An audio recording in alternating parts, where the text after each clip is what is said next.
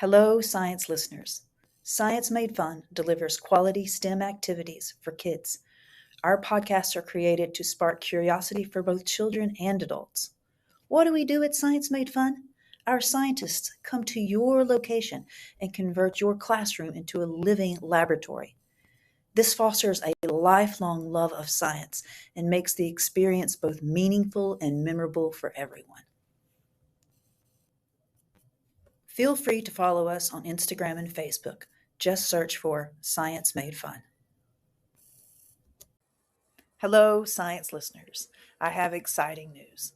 High Touch High Tech Science Made Fun is releasing this graphic novel in the spring of 2026. This year, you're going to embark on a scientific adventure into a microscopic dimension. Friends David and Marta unravel mysteries. They forge other friendships and ultimately save the world. This has stunning artwork and captivating storytelling. The Spark Experiment invites readers of all ages to embrace their scientific curiosity. Hello, today I'm going to interview Matthew K. Manning. He's the author of The Spark Experiment. He's also the author of over 100 comic books and equally as many prose books. He has written for DC, Marvel, Storm King, Mad Cave, Scholastic Disney, and several other publishers. But today we're going to talk with him all about his experience writing The Spark Experiment. There's like the villainous little Negatron characters. So he'll draw them, and they'll be like doing some sort of hijinks in the background that I didn't anticipate when I was writing it. I just said this scene has a lot of stuff. Go crazy, Yeah, And that develops a whole other. I mean, you could even, as fans accumulate for Spark, they'll be noticing things like that, especially if people, if kids or adults. That's something I think that they would notice. They'd be like, and then they would also spark a curiosity, no pun and pun intended, of like, hey, what's happening back there? Yeah. Which could be a whole different storyline. Yeah, and there is a lot of stuff. Like he'll add little things. Like I think there was a scene where you see outside of a house at one point, and there's a character that's like walking his dog in one scene, and then he's there later on, like really like sad later on with the scene, and then you keep seeing that character progress, like what he's. Like just little visual things that he's doing in front of the house, which is like a little running gag, and so there's a lot of stuff like that we got to put in and just kind of have fun with, which is one of the things too. Matt's really good with these big scenes. He actually showed me a page of his script just a couple days ago.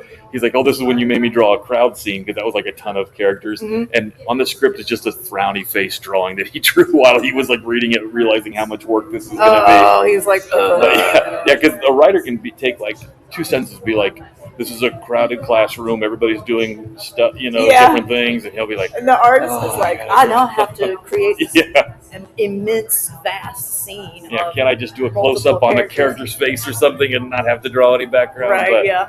But he's really good about it, and his what's one interesting about Matt is that he can paint and draw photorealistically. So he can do an image that looks exactly like real life, mm-hmm. but he has developed this cartoony style.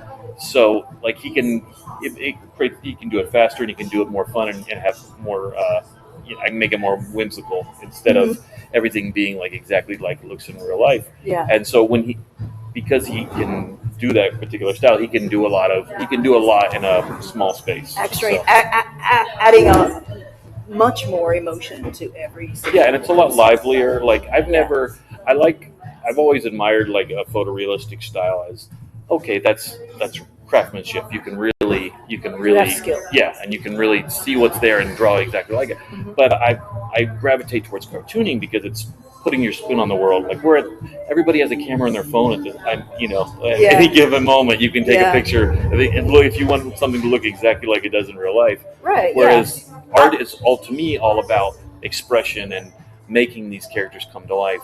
And there's the idea that the more something is simplified, which is why cartoons are so popular, mm-hmm. is the more the reader can instantly identify with it. So everybody identifies with a smiley face, just a regular smiley face. Where if you see a very detailed face, you might not identify. That's somebody different than me, And so it might take you a little bit longer to empathize with the character. Whereas cartooning, you a lot of times can just like that, especially if you're a kid, you're automatically like, okay, this is the kid I'm rooting for because someone's being mean to him. He's the nice one, that sort of thing, and you get all the information you need with just a few lines. Mm-hmm. So, and Matt's really great at that. But. When writing, do you have a file for each character? No, actually, at least for this particular project, and most of the projects I don't. I just have, since these are all characters that we've made up, it's really all like they're all in my head. So it's like just having conversations with myself I just kind of slide out of one character into another as I'm writing it, and so I kind of know how they're going to react without really, and I know all their backstory in my head. Sometimes that can change a little from time to time, like, oh, maybe it would be better if this happened to the character in the past or something. So like their little backstories that I've created for each of them, it's a little malleable when it has to for story purposes. Yeah. But for this, it's really just kind of, the characters seem so self-explanatory to me. Like when I'm writing them, I'm like, oh, this is what Marta would do. She's gonna, and David, like they all have motivations. They all have, and they're sometimes complex motivations, but it's nothing that I have to like really keep like a some sort of file on list. Plus, you have an immense amount of experience. Yeah, I've been doing this a while. Yeah, I've been doing it for quite a while, and as I said, I went to college just for this. I majored in cartooning, so it was one of those things where I learned visual storytelling before I really learned other kinds of storytelling. Like I always wrote, but like I really used to always write in pictures too. So it's kind of like, and that's all cartooning is just writing in pictures. And there's an art to what to include, what not to include when it comes to like the dialogue and the captions and that sort of thing.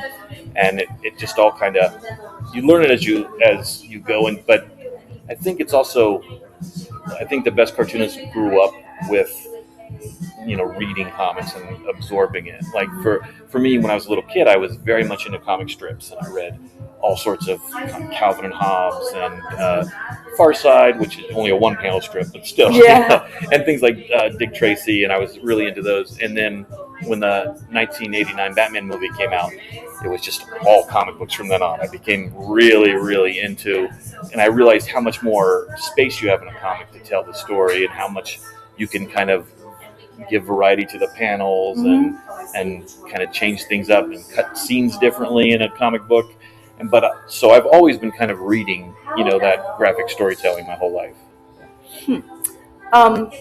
When you send something to Matt Lux, and he does his sketches and then sends it back to you, do you sometimes find yourself like, oh, well, I'm going to change this just a bit? Mm-hmm. Does that happen? Sometimes, though, not as much with Matt, because he really is good at telling what, like his expressions really relate what the characters are saying. Mm-hmm. And he'll even write things like he always pastes, since he does his own lettering, he pastes out where all the word balloons go and everything like that. So I have on projects I've been like, oh, this line doesn't really work now. I can't remember doing that for this particular book. I'm sure there were some things I changed. Sometimes it's like, oh, I repeated that line too much, or I like these two sentences are right in a row and they start with the same word and I didn't notice. Yeah. And so I'll make little tweaks like that. But for the most part, it's really, it just kind of works out pretty naturally with him. And I imagine sometimes characters may repeat the same sort of slogan and stuff to identify that character as themselves. Yeah, there's just, for that I was just mean like when I often like to like I'm not aware that I'm repeating like the same clause or the same phrase too often or something. And so something like that, I'm like, oh, I catch it.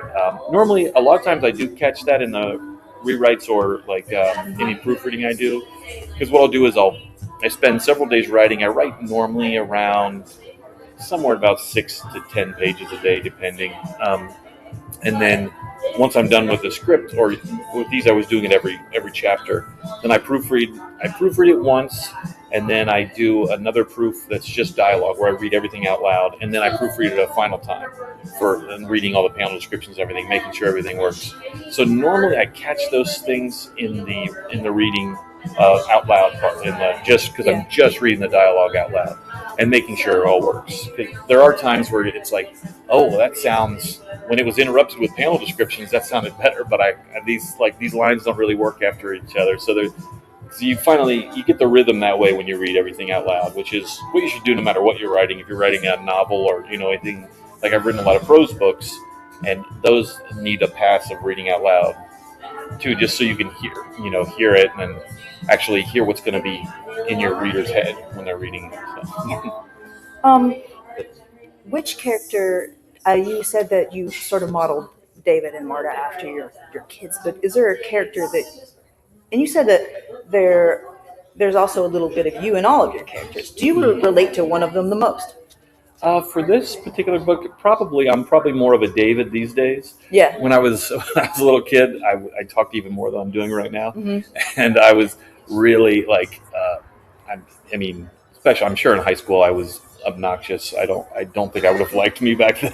Really? Too much class clown and that kind of thing. Yeah. So there was a lot of Marta in me at that point. Okay. But I think now that I have, two little kids, well now older kids, I've kind of, progressed to that more David voice where he's still excited about life and he's very excited about science. But he's more of the the other character's doing the crazy thing and I'm the foil for that. So I've kind of, I think, evolved to that point in the story now. So when you met Dan, the CEO, how did Dan present his original idea to you? Well, actually, it was just kind of like our mutual friend Reed put us in touch and said, "Hey, Dan is interested in comics, and might want to do something, and he's local." And so we met, and we just started talking about the possibility. Dan was just kind of like, I have these presentations, I do these science, in classrooms, and I want to appeal to kids. And that was essentially really what it was. And I was like, well, we could do a story and just incorporate, several science experiments in each issue. And that's kind of the seeds of where things happen. We decided to do one issue first, kind of as a trial. And there was a self-published version that he published originally. And he liked that so much, he was like, well, let's do one of these graphic novels. And so we took that story, which was a good starting point, and I had ideas to further it. And then, so that became chapter 1 of 6. And so we just kind of kept rolling after that. And it was really just like the other thing that Dan did was he showed us some characters' designs that he'd done for previous projects. And I was looking through them and I thought, I really like this. There was just a little circle with a cape. And I was like, that's a good starting point. Like, let's just use that character. And then I went to, and that's when I contacted Matt Lux, and I was kind of serving more as an editor and a packager for this particular project. Obviously, like Dan and everybody would get to say if there was some story thing that was problematic or something like that. And then later on, the Andrews McNeil editors and things would give us notes. But originally, it was just Matt and I like packaging it. And I reached out to Matt because I was like, well, this is the style that I think that they would like. And I showed him a couple other artists, but I already kind of knew that Matt was right for the project. And Dan agreed. And then we just kind of made the comic together and sent it to Dan. And after that, we just kept doing more. So. Everybody is super excited about all of this in the office. We have a Spark plushie in the office. We've got Spark hats. So we're super excited. And I just want to say thank you so very much for coming to this interview and talking to me about it. Yeah, no problem. That concludes our super fun interview with Matthew K. Manning. Look for the Spark Experiment at a bookstore near you this spring. Are you ready to have us turn your classroom into a living laboratory? Visit sciencemadefun.net to find a location serving your area and book programming.